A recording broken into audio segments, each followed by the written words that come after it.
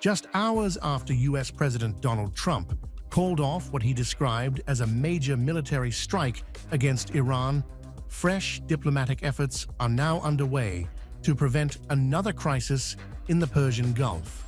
According to Israeli media reports, international mediators are attempting to revive a memorandum of understanding signed between Washington and Tehran last month.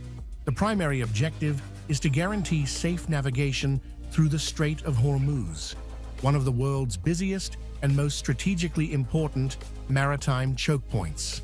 Trump announced that the decision followed assurances from Tehran that it would reopen the Strait of Hormuz, a narrow waterway connecting the Persian Gulf with the Gulf of Oman and the Arabian Sea.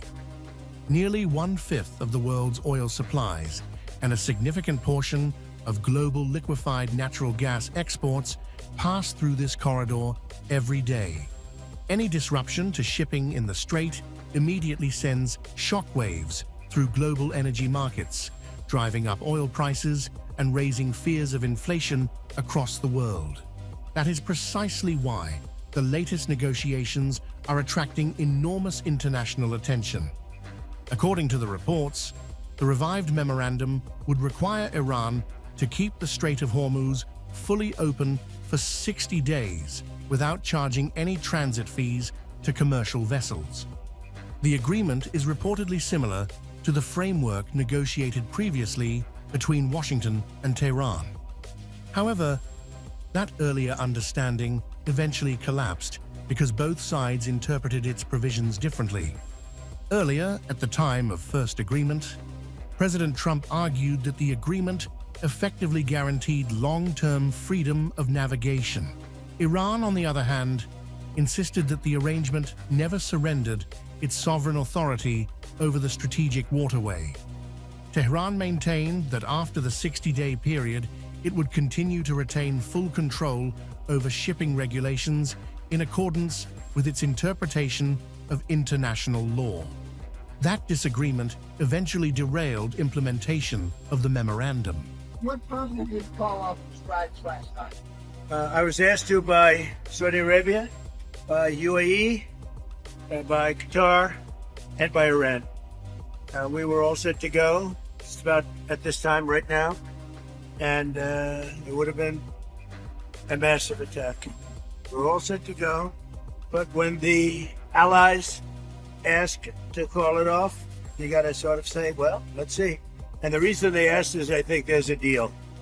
There's a deal on Hormuz, and then there will be a deal on the nuclear, or you might call it the denuclearization of Iran. I call it the denuclearization of Iran. So what should we So expect? we're holding it. We'll just see. We can do it anytime we want.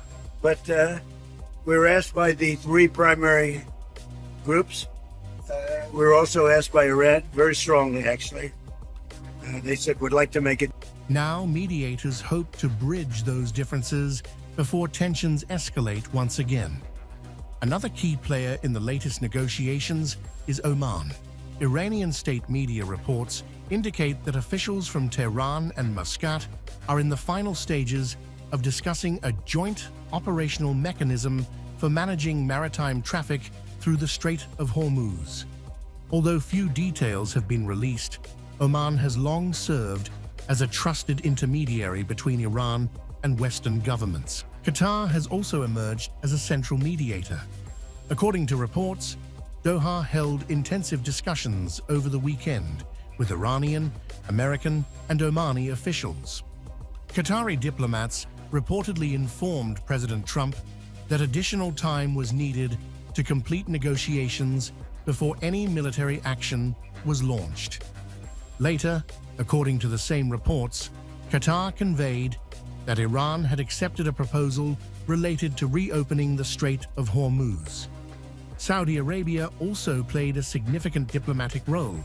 Reports indicate that Saudi Crown Prince Mohammed bin Salman personally telephoned President Trump, urging restraint and encouraging diplomacy instead of military escalation.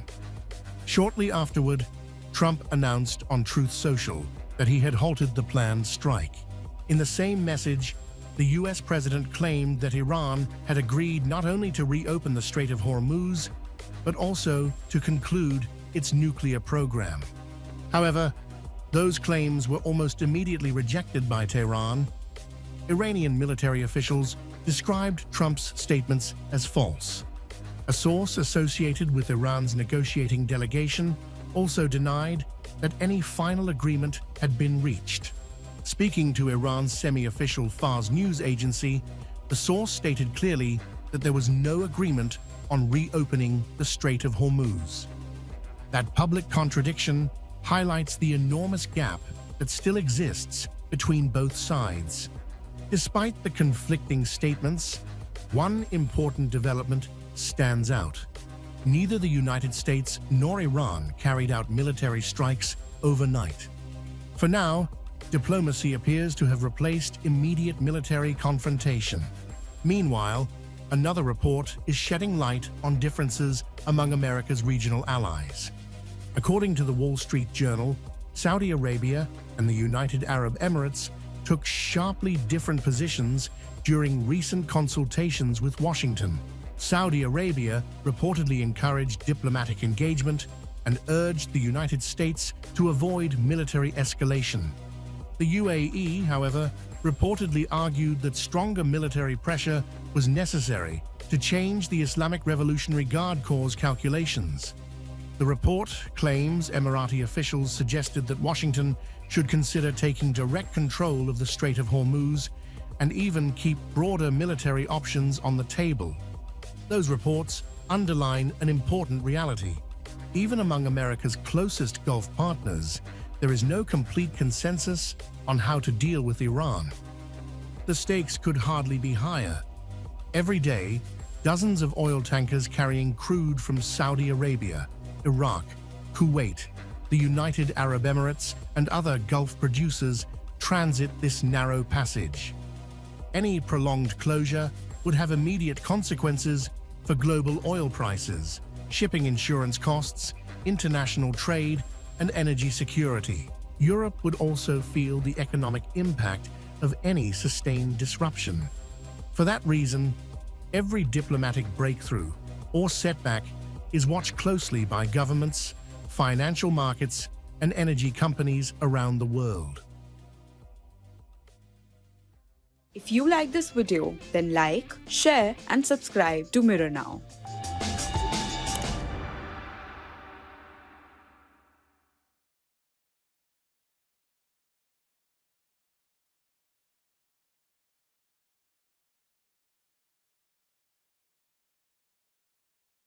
If you like this video, then like, share, and subscribe to Mirror Now.